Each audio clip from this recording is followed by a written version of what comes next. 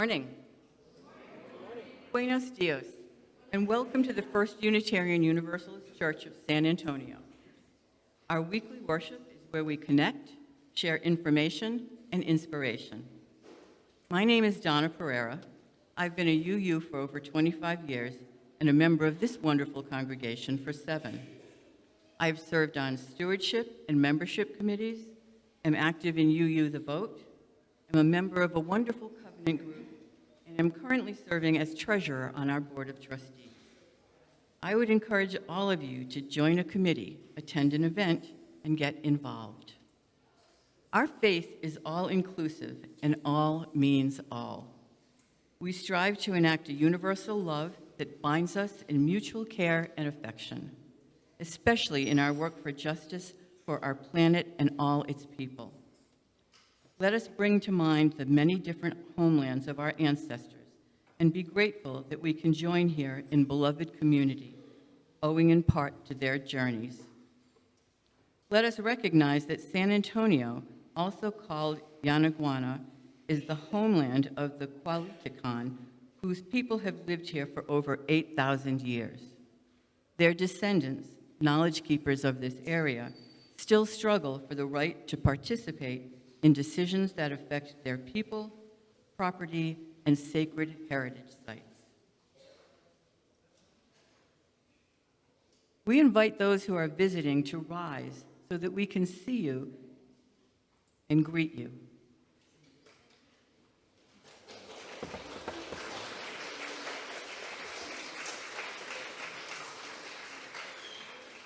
If you're interested in becoming a member of this community, please ask any member or staff. Any of us can help you join the community. We have a membership book that you sign, and we also ask that you make an annual contribution to help fund the ministry. If you are new to us or visiting for the first time today, we welcome you to fill out a yellow visitor's card. We'd like to get to know you and follow up with you. Wherever you are on your life's journey, we hope you will find your place with us. We have reserved the last 2 rows of pews for visitors, latecomers, and those who are mobility challenged. We want to ensure that you can easily find a place to sit, but please feel welcome to sit anywhere. We also call attention to the parking spaces reserved for visitors. They are located along the iron fencing and gate, and we kindly request that members leave those parking spots open for visitors. Now I invite you to greet your neighbors and extend a warm welcome to each other.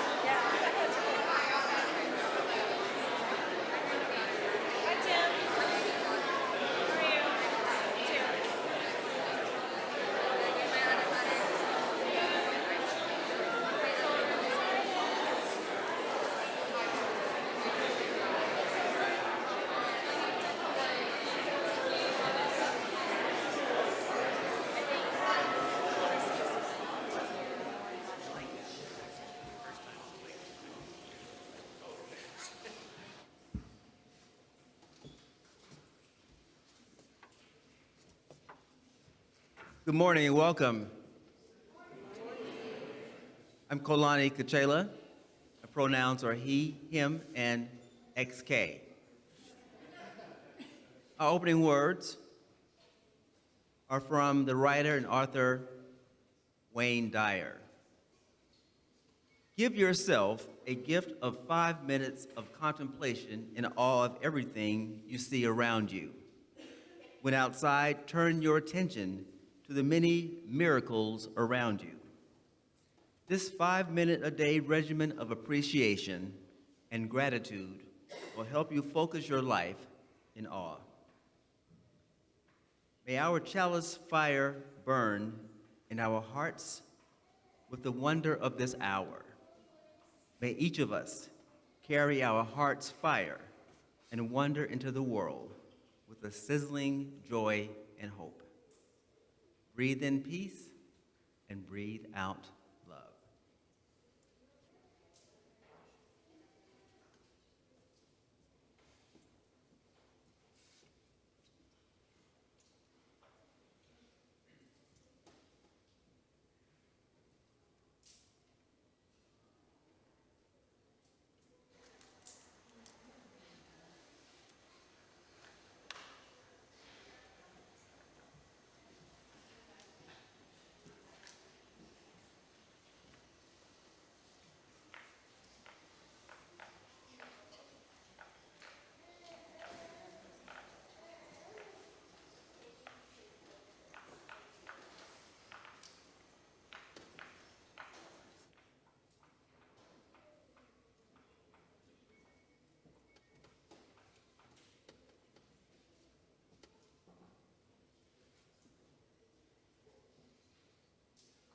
Join me in reciting our covenant.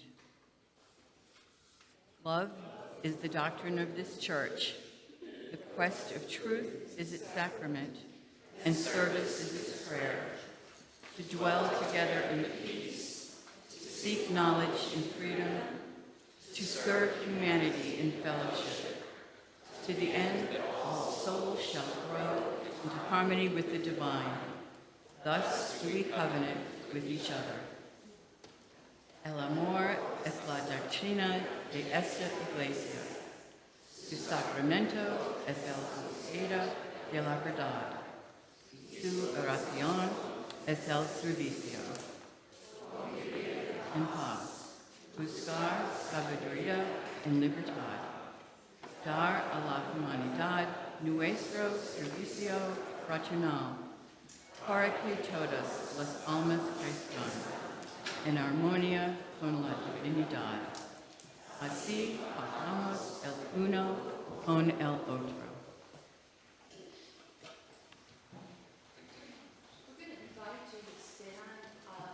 Just a second to sing this hymn. The hymn is in 3 parts. It's 1009 in your blue book. And what we're going to do to begin with is teach the 3 parts, and then we'll put it together. So the first part is the drone on the bottom, and let's do that. Let's see. Let's see.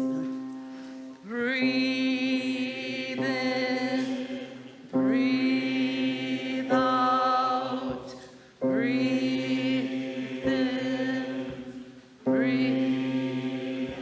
That's pretty simple. And so if you're going to get to choose which part you want after we teach you all the parts. So if you want to join the basses, that's their part. Okay, now we're going to learn the melody. And Jaime's going to play through it one time, and then Carlos and Heather are going to lead you in learning the melody.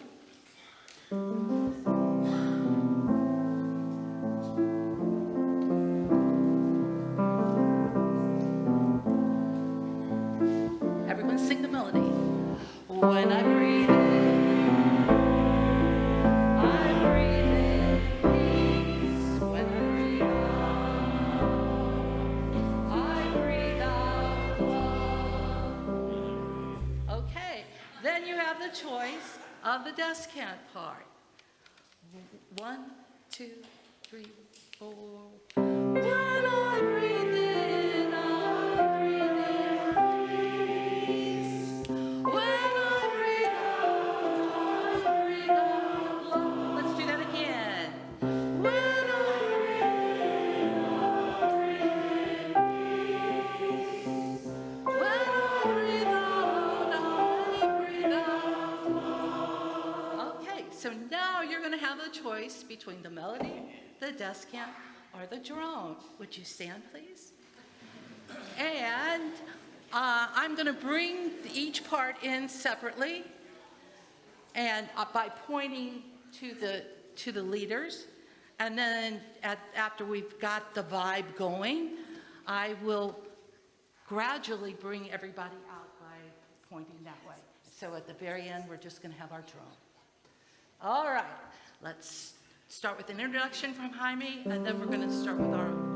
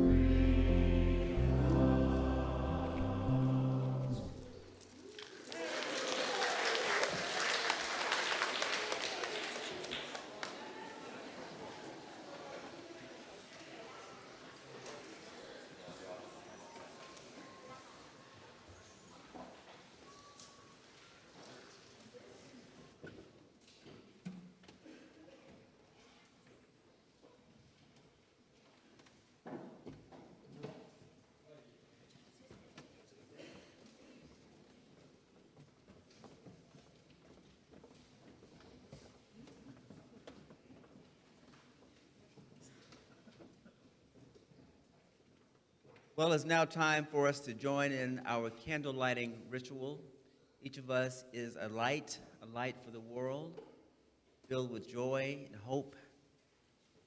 I invite you to come forward to light a candle as a symbol of the joy and hope that you carry into the world to share with others.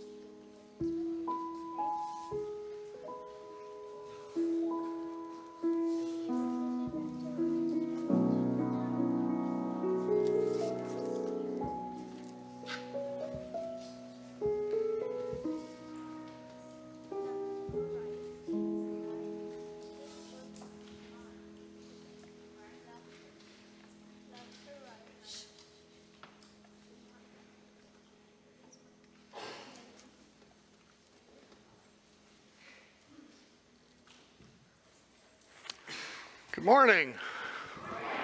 My name is Tim Versteeg. My pronouns are he, him, and it's my great pleasure to be the Director of Lifespan Religious Education at your church. If I could get the, thank you. If I could get some of the children to come up and join me on the carpet or on the stairs with me here, we are going to figure out what's in this box. It's a good rattly one.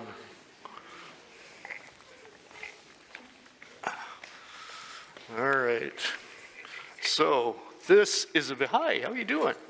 Come on down. Oh, come on, we talked outside. Now you're shy. So this is a very special box. This box comes from the other side of the earth.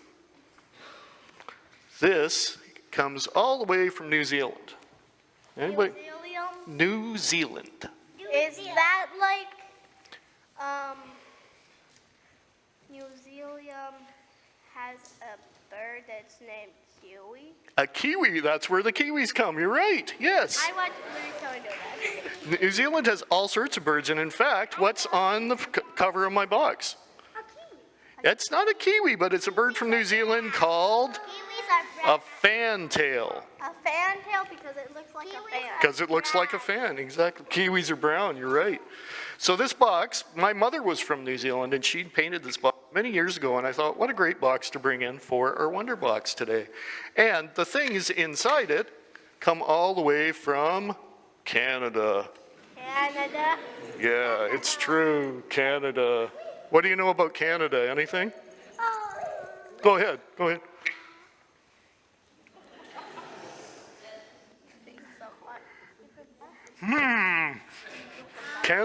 Canada. Any idea? They're monkeys. They're monkeys? We don't have a lot of monkeys in Canada, no. It's too cold. Yeah, it's kind of cold. We got moose, we got deers, we got beavers, we got all sorts of stuff. But not so many monkeys except in the zoos. Anyway, what do you think might be inside this? What might make that sort of noise? I think it's rocks. Close to rocks. It's something like rocks. Marbles. Marbles? Beads? Those are all really good guesses. It's something pretty close to rocks. Gems. Pebble. Crystal. A geo. Well, you're getting close. How? Fossils. Who said fossils? Good job. These are, in fact, some fossils. And if we could get the first. I know what those are. Okay, so have a seat. Have a seat. I'm going to pass them around. So have a look at these, and then pass it to the next person. And yes, I do want them back at the end. And it's a kind of creature. Does anybody know what this kind of creature is called? I think I do. Not quite a snail. I think it's like one of those things with the tentacles out. You are correct. They do have tentacles.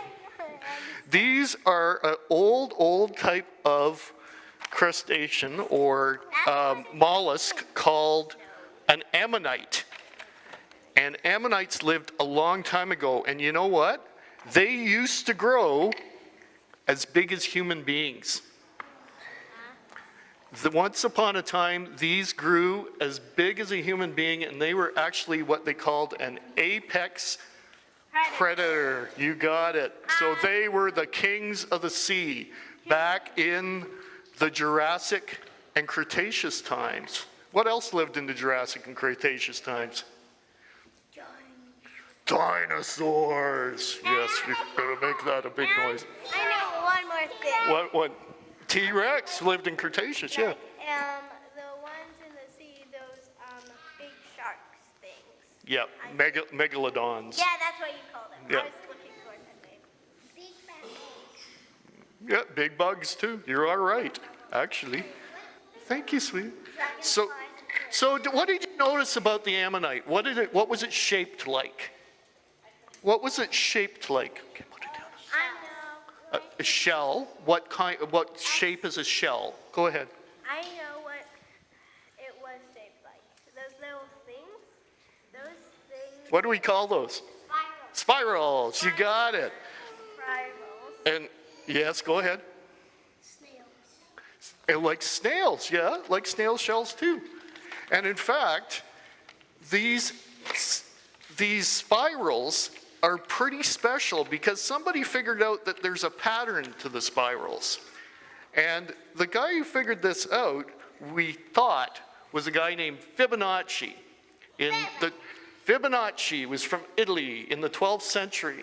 And he was looking at things and he took what the spirals were, see that? Yeah. And he assigned a mathematical formula to it. So if we get the next slide, you can see that each of the spirals is adding the two numbers before it together. So 1 plus 1 is? 2. 1 plus 2 is? 3 plus 5 is? 9. Close, 8. 5 plus 8 is? You can look up there, 13. 8 plus 13 is 21. So he figured this out just by looking at this stuff. And it's interesting because we think it was Fibonacci, but in fact, they knew about this way before that. As far back as 200 BCE, there was a fellow named Pingala, a poet and a mathematician from India, who had already identified this sequence. So once again, Europeans kind of said, oh, we discovered this. They didn't discover it. They already knew. So once you know this pattern and understand this mathematical formula that we can find out from nature, you see it everywhere. Okay, if we can get the next slide. Once you know it, you can see it in pine cones. You can see it in sunflowers. And you can even see it in whole galaxies. So the point is, by observing nature, human beings can figure out all sorts of things. It can teach us all wonderful things about the universe, including math. Whose favorite class is math? Anybody? I like math. Math is kind of cool, but you know, the original mathematicians are all in nature. Kind of cool, eh? And that's where we found out about the Fibonacci sequence. So that is the end of our Time for All Ages today, and you guys get to go where? Thank you. Playground. Okay, we'll see you.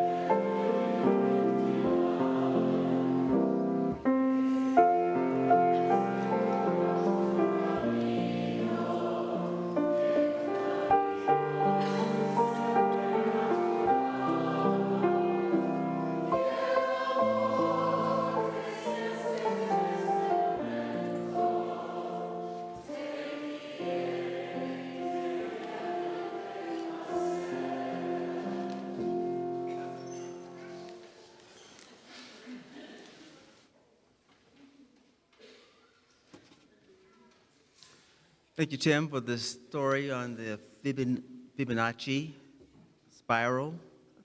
I like that story. I was telling Tim last week that I have a shirt that's called the Fibonacci. I have to wear it one Sunday.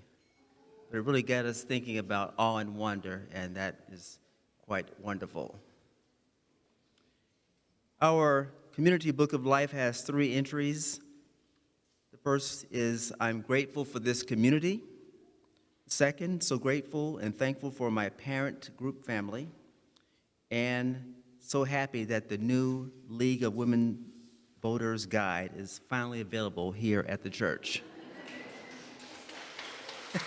There it is, been held up high.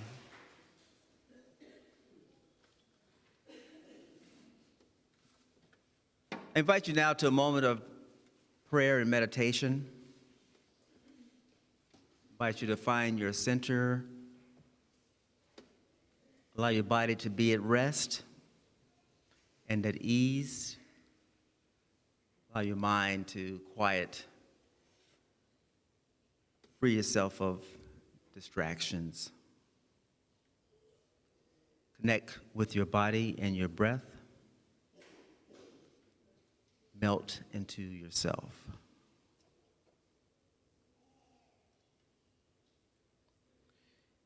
In the quiet sanctuary of your mind, a revelation dawns, the boundaries of self dissolve, and you find yourself immersed in a vast ocean of consciousness. Each thought ripples outward, connecting you to the infinite web of being that underlies all existence. A choir's harmonies soar to the rafters of an ancient cathedral. The music weaves through the air, each note a golden thread binding past and present. For a breathless moment, you touch eternity, feeling the presence of countless souls who sat where you sit now, seeking, questioning, believing. In meditation, your breath becomes a bridge between worlds. With each inhale, you draw in the universe. With each exhale, you offer yourself back to it. The rhythm of your heartbeat synchronizes with the pulse of creation itself, and you realize that you have always been and will always be a part of this cosmic dance. An act of kindness unfolds before you, a stranger helping another without hesitation or expectation.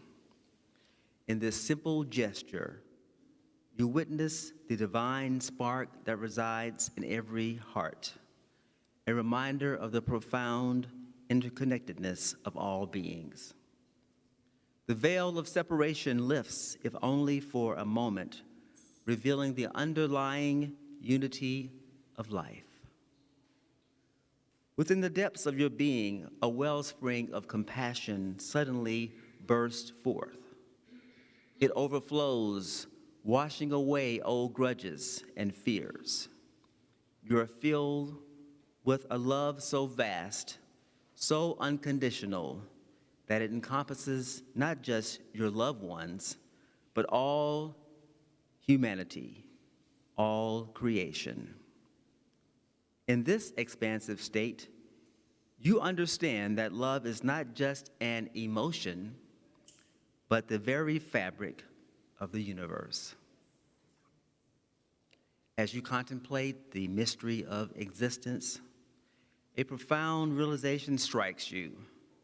The same forces that created galaxies and stars also created you. The atoms in your body were forged in cosmic furnaces billions of years ago. You are, quite literally, the universe becoming aware of itself. In a moment of crisis, when all seems lost, you discover a well of strength you never knew you possessed. This inner resilience connects you to the indomitable spirit that has carried humanity through its darkest hours. You rise tall, knowing that you are part of this unbroken lineage of hope and perseverance. You close your eyes and listen to the silence between your thoughts. In that space, you encounter the ineffable, a presence both intimate and vast, both within and beyond you. Words fall away, and you're left with a knowing that defies explanation, but fills you with peace. Open your eyes. Look within. The all is not just around you, but within you. In this moment, fully present, you are both the seeker and the sought, the question and the answer.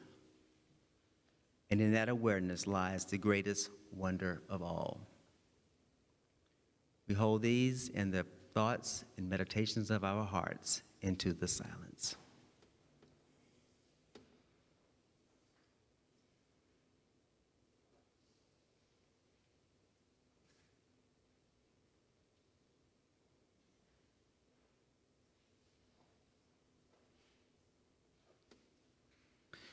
We ask this in the prayers of our hearts, in the name of all persons present and absent, known and unknown, remembered and forgotten, and all helpers of humankind. Amen, Ashe. And may it be so, because we make it so.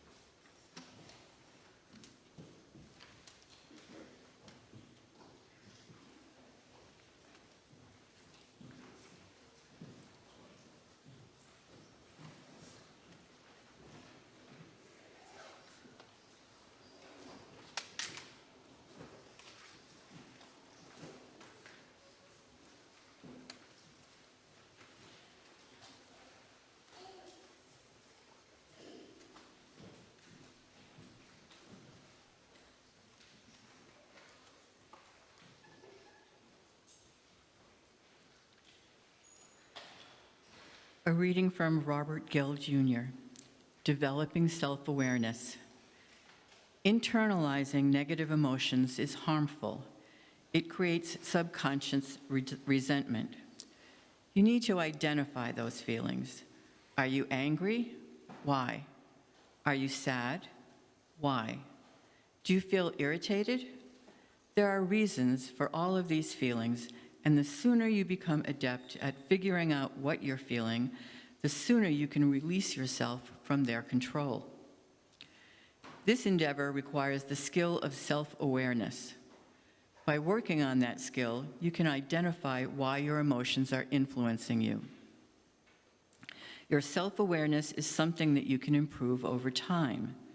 It is the key to becoming well-versed in understanding what you feel. This requires that you identify your behavior patterns to recognize when you start to show signs of stress or anger. But learning your patterns and recognizing what they feel like, you can begin to protect yourself. You learn to avoid falling for those same traps. Question your emotions and their effects. After identifying your emotion, it is time to determine what that emotion does to you. Are you the type of person who is continuously giving in to anger? Are you overwhelmed continuously or feeling like anything may set you off? Are you shy and refuse to interact with other people?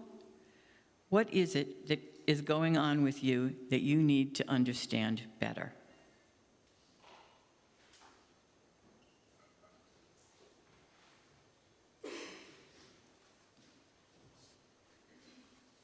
Thank you, Donna, for the reading this morning, and thank you all for being here. It's so good to see all your beautiful faces here in the place.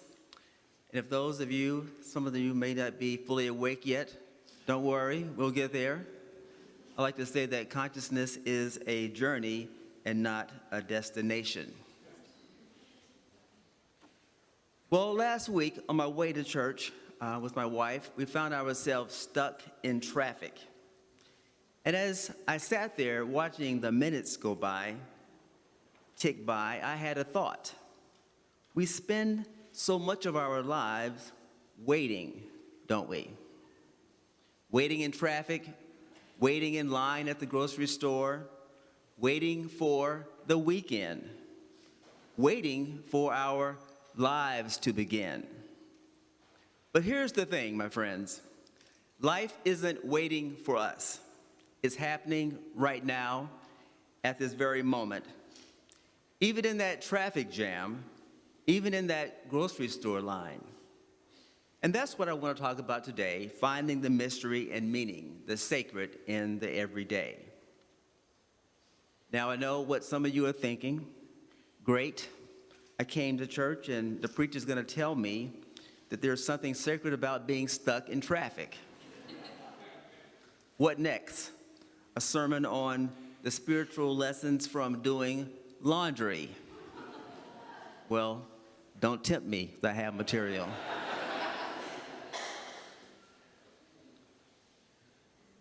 But seriously, let's talk about mystery and meaning and how we find it in our everyday lives. Because let's face it, for most of us, our everyday lives are about as sacred as a trip to the DMV, where I went last week and spent about an hour trying to register a boat that I have. But the clerk and I worked through it, and we got it done. We wake up, we gulp down our coffee or tea or energy drink or whatever gets you going in the morning.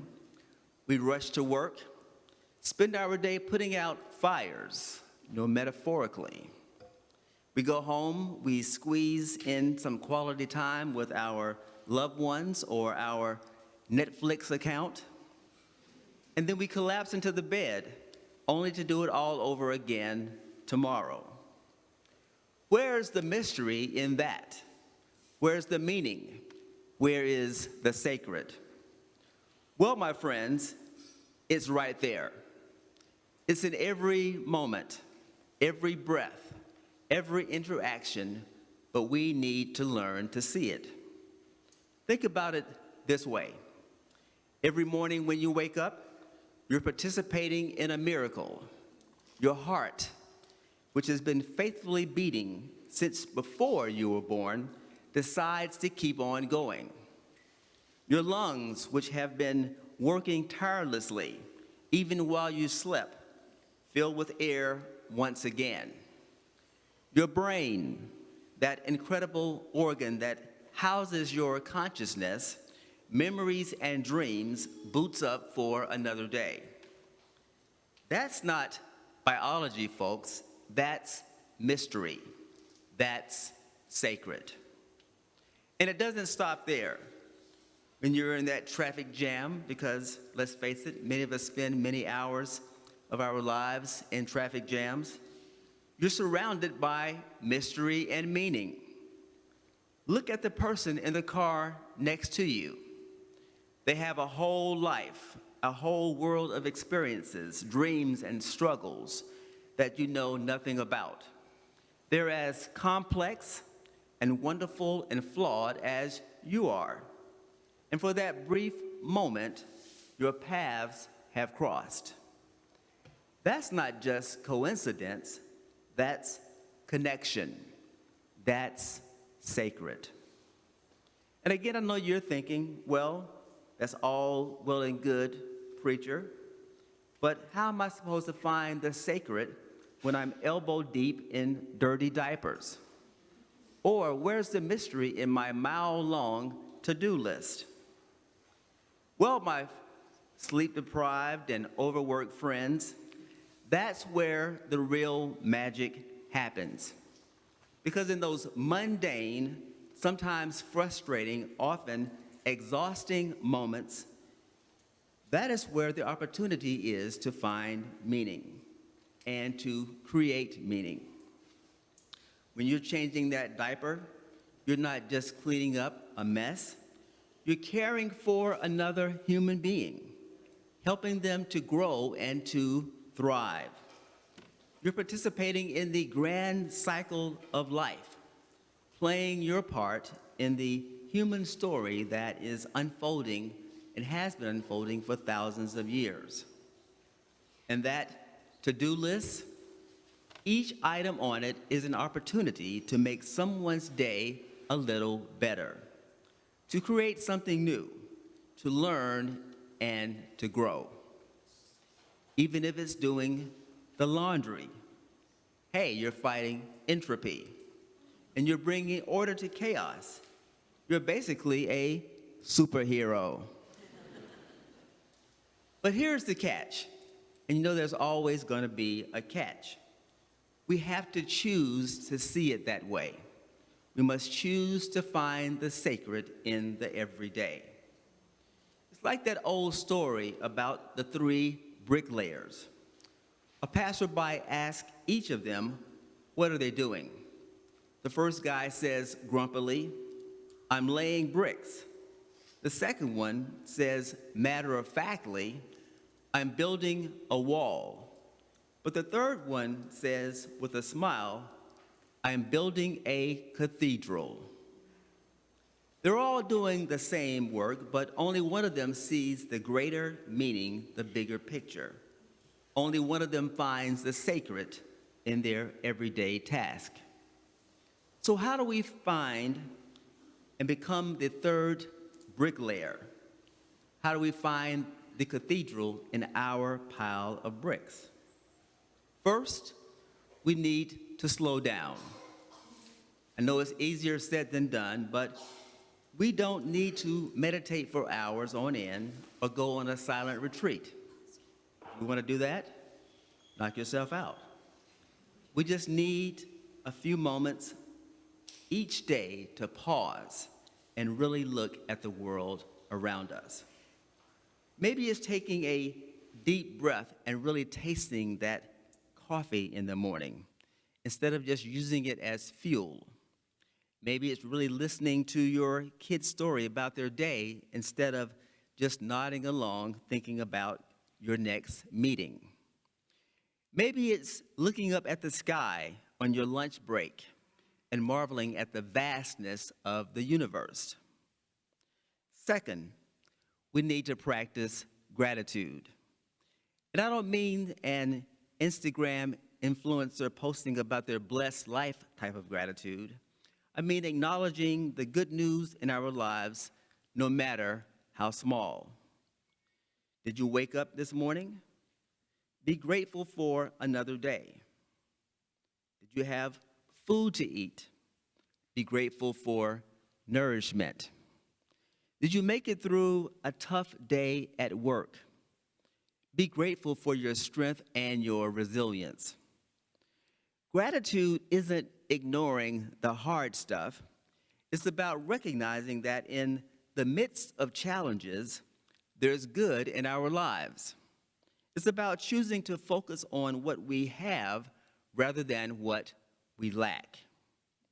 And finally, we need to connect. Connect with ourselves, with others, with the world around us. Because it is in those connections that we often find the most meaning and the most sacred moments. Talk to your neighbors. Volunteer in your community.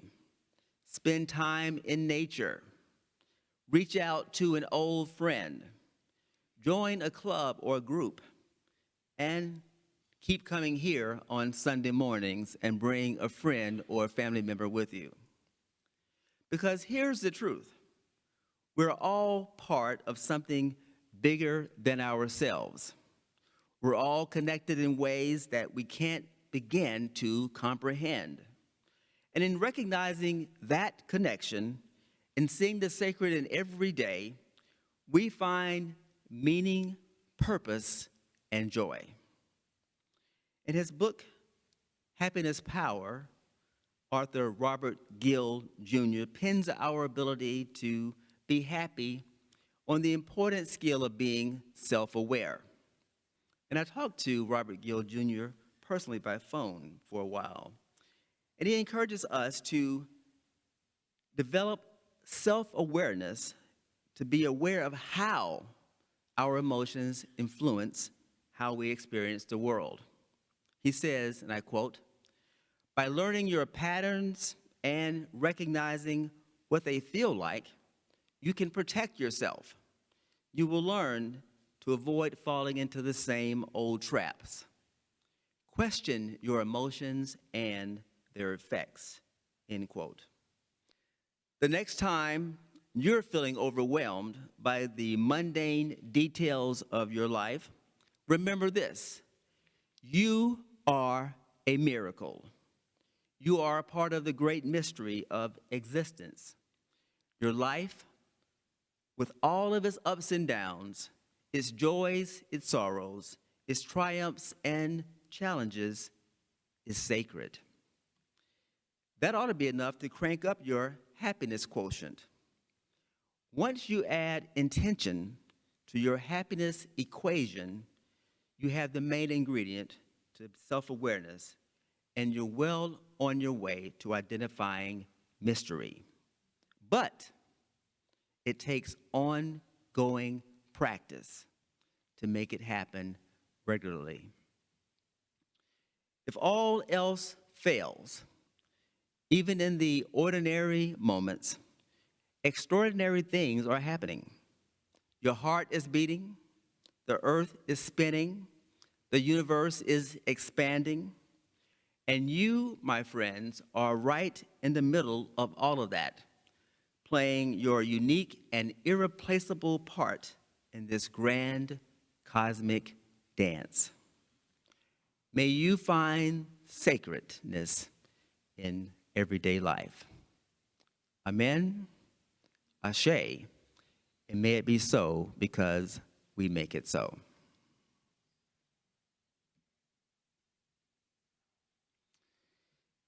It is now time for giving and generosity.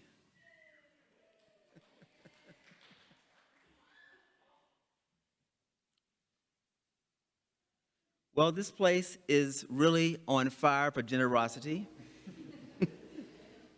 And today we are sharing the plate.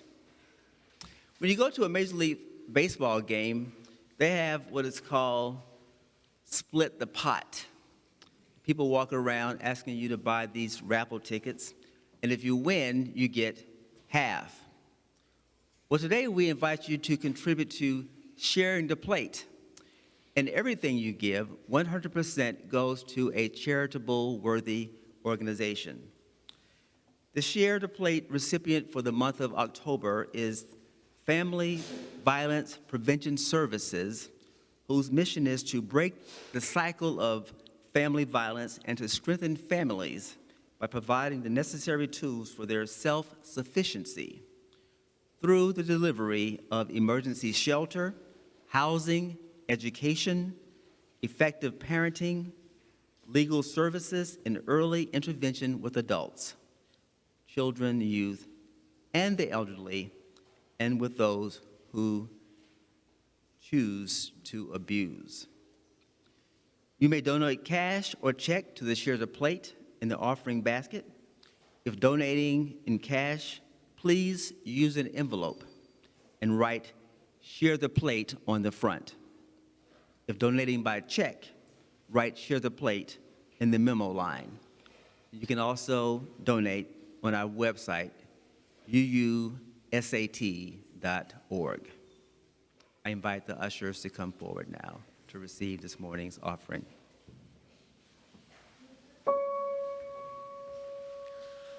I hear a bird, Glockamora bird.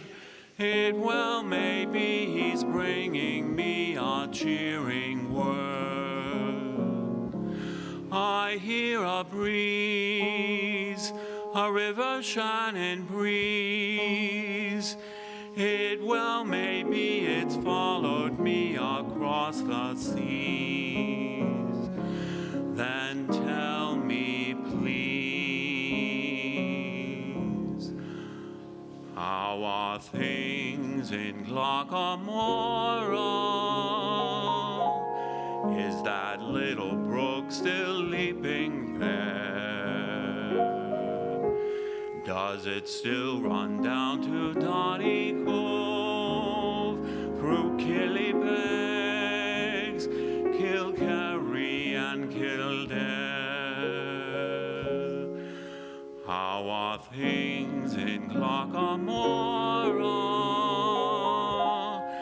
Is that willow tree still weeping there? Does that laddie with the twinkling eye come whistling by? And does he walk away sad and dreamy there, not to see me there?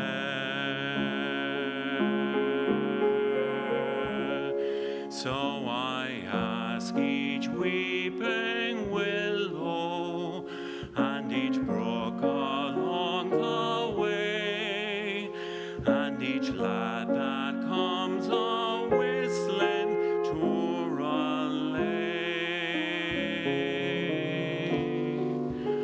How are things in Glockamora this fine day?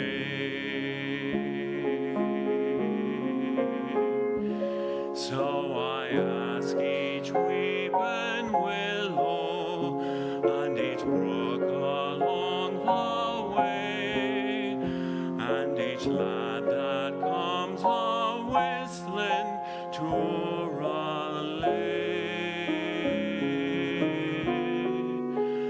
How are things in Glockamora this fine day?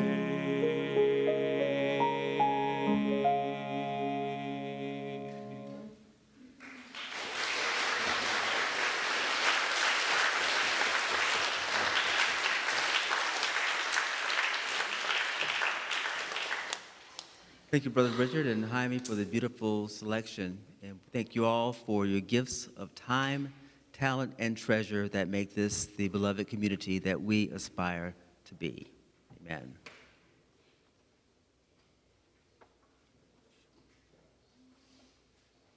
I want to put a plug in for the retired women's group. Yesterday we came over here, Tamara and I, to spend some time with them. We had so much fun.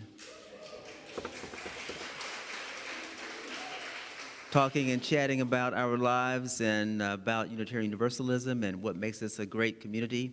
So if you're a retired woman, you want to join this group, I promise you, you'll have the time of your life. Our closing hymn is number 175. We celebrate the web of life. I invite you to rise in body and or spirit as we sing together.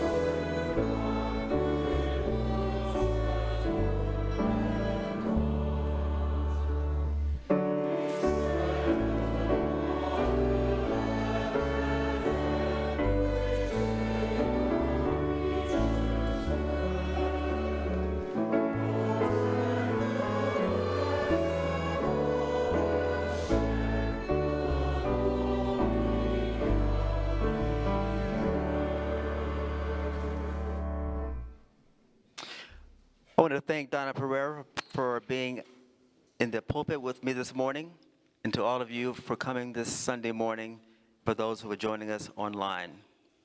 Our benediction is from the poet Maya Angelou, who wrote, "And if a person is religious, I think it's good. It helps you a bit. But if you're not, at least you can have this sense that there is a condition inside of you which looks at the stars with amazement and awe." My friends, keep your head up and your hearts open. Go in peace. Amen.